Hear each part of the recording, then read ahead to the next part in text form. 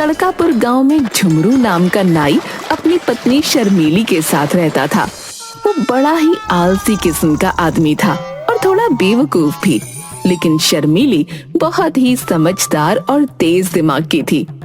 एक दिन झुमरू भागता हुआ घर आता है।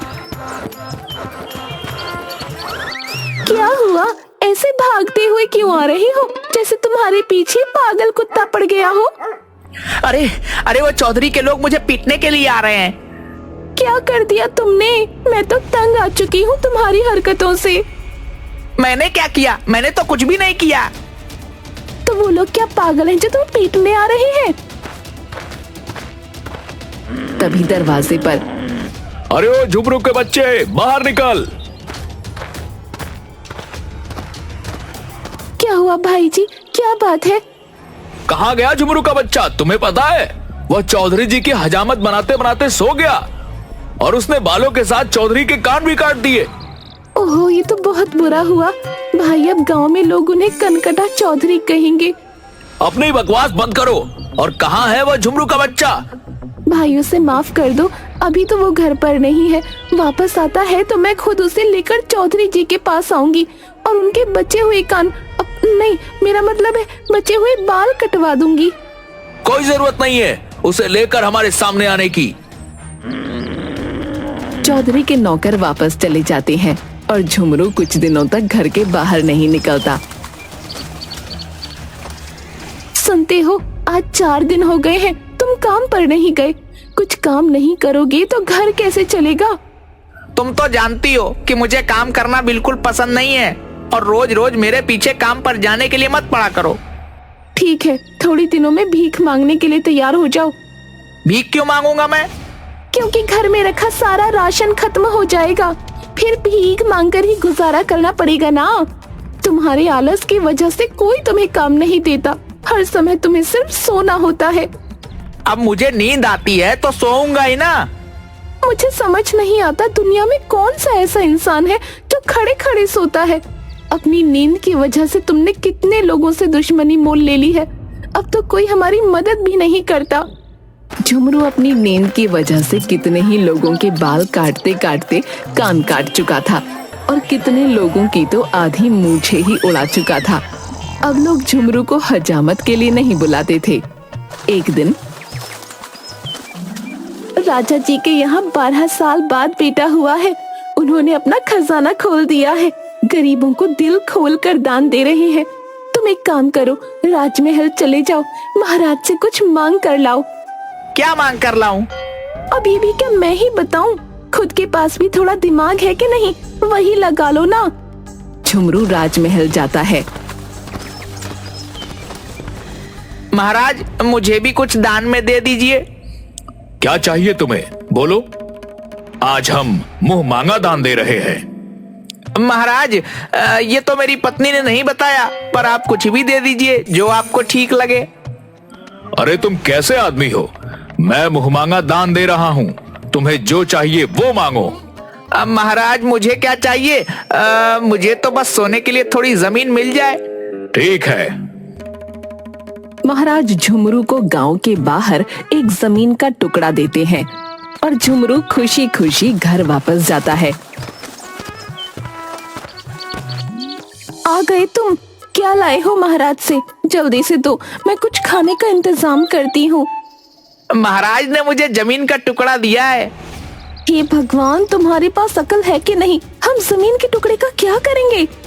ये तो तुम्हारी गलती है। मैंने तुमसे पूछा था कि महाराज से क्या मांगना है, तुमने ही मुझे कुछ नहीं बताया। तो तुमने महाराज से क्या कहा? मैंने उनसे कहा कि आप मुझे कुछ भी दे दीजिए। महाराज ने कहा कि वह मुंह मांगा इनाम दे रहे हैं। वह बार बार मुझे ही पूछ रहे थे कि मुझे क्या चाहिए, इसलिए मैंने उनसे कह दिया तो मुझे तो जमीन पर सोने के लिए बस जगह चाहिए और महाराज ने मुझे जमीन का टुकड़ा दे दिया। हे भगवान, सिर्फ सोना और सोना ही तुम्हारी जिंदगी में है, इसके सिवा और कुछ भी नहीं।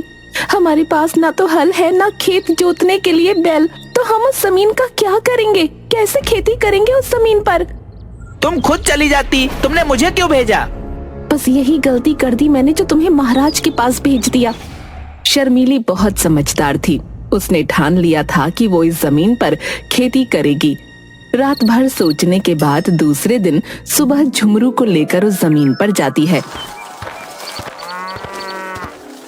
मेरी बात ध्यान से सुनो जी, मैं जैसे जैसे करूंगी मुझे देखकर बस वैसे ही करते जाना और किसी से कुछ कहने की जरूरत नहीं है। ठीक है। शर्मीली और झुमरू जमीन पर इधर उधर घूमने लगते हैं जैसे वो कुछ ढूंढ रहे हों। जैसे ही एक राहगीर को देखते तो जमीन पर बैठ जाते। लोगों को ऐसा लगता कि वे दोनों उन्हें देखकर रुक गए। राहगीरों के साथ साथ नगर के 5 बड़े चोरों की नजर भी शर्मीली और झुमरू पर पड़ती है। ऐसा लगता है कि ये दोनों कुछ ढूंढ रहे हैं इस जमीन पर। तुम बिल्कुल ठीक बोल रहे हो, मुझे भी ऐसा ही लग रहा है, क्योंकि जब वे दोनों किसी को आते देखते हैं तो एकदम से रुक जाते हैं, मानो वह किसी दूसरे को ये नहीं बताना चाहते हैं कि वह दोनों क्या ढूंढ रहे हैं। काफी देर के बाद उनमें से एक चोर शर्मीली के पास आता है। क्या हुआ बहन, कुछ ढूंढ रही हो क्या? नहीं नहीं, मैं तो कुछ भी नहीं ढूंढ रही। अरे बहन, तुम मुझे बता सकती हो। अगर तुम बताओगी तो मैं भी तुम्हारा मदद करूंगा।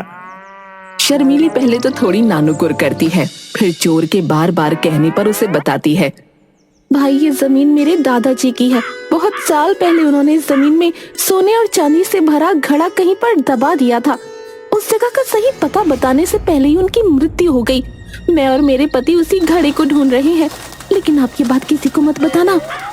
हाँ बहन, तुम मुझ पर भरोसा कर सकती हो, लेकिन मुझे लगता है कि तुम्हें मजदूरों की सहायता से इस पूरे खेत को खोदना चाहिए ताकि आसानी से तुम्हें वह घड़ा मिल जाए।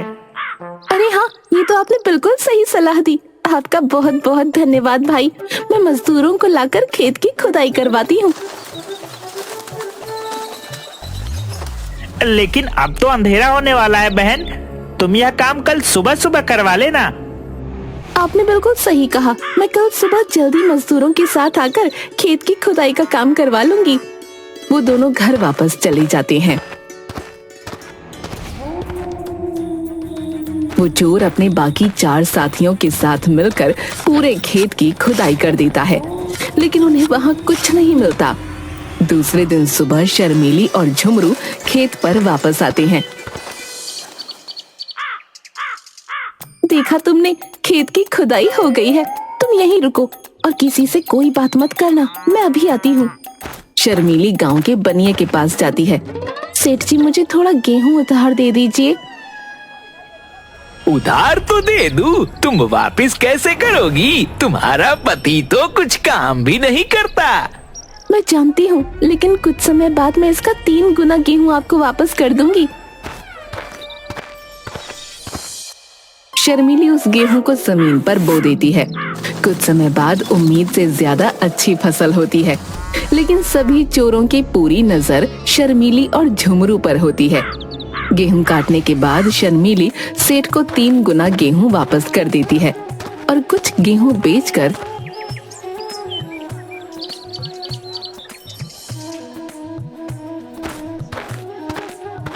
थोड़े सोने और चांदी के सिक्के खरीदती है।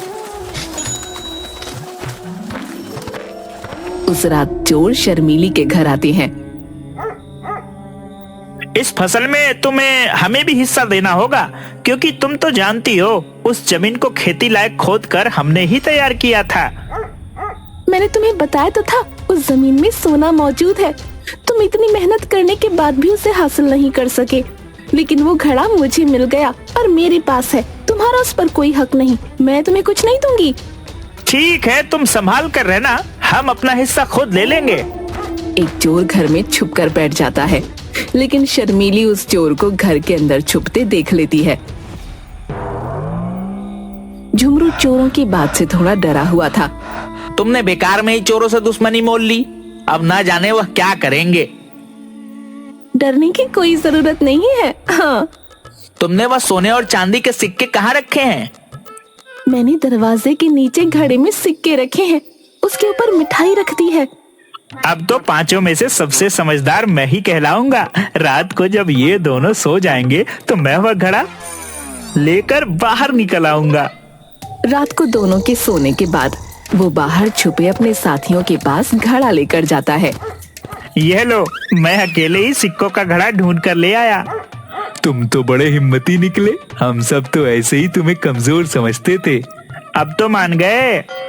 बड़ी मेहनत करी मैंने। मुझे भूख भी बहुत लग गई है, इसलिए आते आते इस घड़े में थोड़ी मिठाई भी रख लिया है। चलो पहले हम सब बैठ कर ये मिठाइयाँ खाते हैं। सारे चोर मिठाई निकालकर मुंह में डालते हैं, लेकिन शर्मीली ने मिठाई की जगह मिर्ची के लड्डू बनाकर रखे होते हैं, जिसे खाकर उनकी हालत खराब हो जाती है। दूसरे दिन सुबह वो सारे चोर बहुत गुस्से में वापस शर्मीली के घर जाते हैं। आ गए तुम लोग? कैसी रही रात की दावत? तुम्हारी शक्लें देखकर लगता है दावत बड़ी ही स्वादिष्ट थी। तुमने जो किया वो बहुत गलत किया है। अब तुम सावधान रहना, हम तुम्हें नहीं छोड़ेंगे। एक चोर मौका पाकर वहाँ छुप जाता है। शर्मीली उस चोर को छुपते हुए देख लेती है। रात को तुमने उन सिक्कों को कहाँ रखा है? मुझे तो चोरों की बात से डर लग रहा है, ना जाने वह क्या करेंगे। तुम फिक्र मत करो, मैंने उन सिक्कों को नीम के पेड़ पर लटका दिया है। वहाँ उन चोरों को क्या, उनके परदादाओं को भी शक नहीं होगा। खुद को बड़ा समझदार समझते हैं ये दोनों। नीम के पेड़ से सिक्कों की पोटली तो हम बहुत ही आसानी से उतार लेंगे। घर के बाहर अपने साथियों के पास जाकर वो पेड़ की तरफ इशारा करता है। वो देखो, इन बेवकूफों ने सिक्कों की पोटली ऊपर से पेड़ पर लटका रखी है। मैं पेड़ पर चढ़ता हूँ। लेकिन वहाँ सिक्के नहीं, मधुमक्खियों का छत्ता होता है। चोर अंधेरे में छत्ते पर हाथ लगाता है तो एक मधुमक्खी उसके हाथ पर काट लेती है। वो अपने हाथ को अपनी कमर पर रगड़ता है। नीचे खड़े बाकी चोरों को लगता है कि वो सिक्के अपनी जेब में डाल रहा है। तभी एक दूसरी मधुमक्खी उस चोर को काटती है। वो फिर से अपने हाथ को जोर से झटकता है। तुम ये जो कर रहे हो वो ठीक नहीं है। आज तक हमने जो भी चोरियां की हैं, वह सब मिल बांट कर लिया है। आज तुम बेईमानी कर रहे हो। मुझे किसी ने काटा। तभी दूसरी मधुमक्खी उसके सीने पर काटती है। चोर जोर जोर से अपना हाथ सीने पर मारने लगता है। नीचे खड़े चोरों को अब लगता है कि वो सिक्के अपनी ऊपर की जेबों में भर रहा है। हमारे साथ बेईमानी करने की सजा तुम्हें जरूर मिलेगी। रुक जाओ, मैं भी पेड़ पर चढ़ता हूँ। मधुमक्खी ने उसे भी काटा। उसने भी अपना हाथ अपनी कमर पर मारा।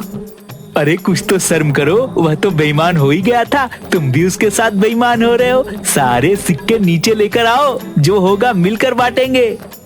दूसरा चोर कुछ बोलता, उसके पहले ही दूसरी मधुमक्खी ने उसे काट लिया। उसने फिर से अपने हाथ को कमर पर रगड़ा, लेकिन नीचे खड़े चोरों को ऐसा लगा कि दूसरा चोर भी अपनी जेब में सिक्के भर रहा है। एक एक करके सारे चोर पेड़ पर चढ़ जाते हैं। रुक जाओ तुम सब के सब अपनी अपनी जेब में सिक्के भर लिए तुमने। अब बाकी के बचे हुए सारे सिक्के सिर्फ मेरे हैं और किसी के नहीं। वो पूरी ताकत से छत्ते पर हाथ मारते हैं, जिसकी वजह से मधुमक्खियां बुरी तरह से सबको काट लेती हैं और वो सब पेड़ से नीचे गिर जाते हैं। मुझे नहीं लगता कि अब वो पांचों चोर कभी हमारे घर की तरफ वापस आएंगे। लेकिन कुछ समय बाद घर के बाहर कुछ आवाज आने लगी। ये तो उन चोरों की आवाज है, ये फिर से वापस आ गए। लेकिन कोई बात नहीं, मैंने इन बेवकूफों को पहले भी चकमा दिया है और आज तो इनको सबक सिखा कर रहूंगी। उसने अपने पति की हजामत करने का उस्तरा हाथ में मजबूती से पकड़ा और खिड़की के पास खड़ी हो गई। एक चोर ने खिड़की से अंदर झांका तो शर्मीली ने उसकी नाक काट दी। खिड़की पर कोई नुकीली चीज टंगी हुई है, ध्यान से। एक एक करके सारे चोरों ने खिड़की से अंदर जाने की कोशिश की और शर्मीली ने सबकी नाक काट दी। सिर्फ एक चोर की नाक बच गई। वो किसी तरह अपने साथियों को लेकर वहां से हकीम के पास गया। मुझे लगता है कि अब ये चोर कभी वापस नहीं आएंगे, उन्हें काफी सजा मिल चुकी है।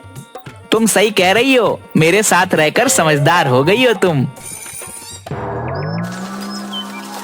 दूसरी तरफ चोरों को ये समझ आ चुका था कि वो इतनी आसानी से शर्मीली से कुछ नहीं ले सकते, इसलिए वो भेस बदलकर राजा के पास उसकी शिकायत लेकर जाते हैं।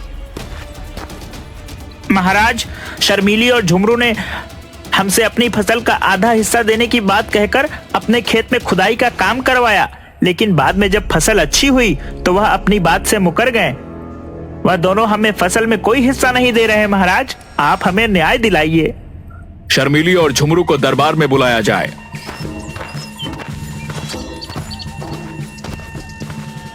महाराज की जय हो। महाराज, इन पांचों ने जो भी कहा है सब झूठ है। मैं भला क्यों इन्हें अपनी फसल का हिस्सा दूं? इनके पास क्या सबूत है कि मैंने इन्हें हिस्सा देने को कहा था? और दूसरी चीज महाराज, आपने इन्हें पहचाना नहीं। ये आपके राज्य के वही 5 मशहूर चोर हैं जिन्हें सेनापति जी कब से ढूंढ रहे हैं। आज ही आपके सामने भेष बदल कर आए हैं। सेनापति चोरों को पहचान जाते हैं। शर्मीली, तुम बहुत ही समझदार और वीर हो। हम तुम्हारी समझदारी से बहुत प्रसन्न हुए, इसलिए हम झुमरू को अपने महल में काम पर रखते हैं। और तुमने राज्य के चोरों को पकड़वाया है, इसलिए हम तुम्हें इनाम में और जमीन देते हैं। इस तरह अपनी सूझबूझ और हिम्मत से शर्मीली न सिर्फ चोरों को पकड़वाती है, बल्कि झुमरू को राजमहल में काम भी दिलवाती है और अपने घर की स्थिति को भी सुधार लेती है।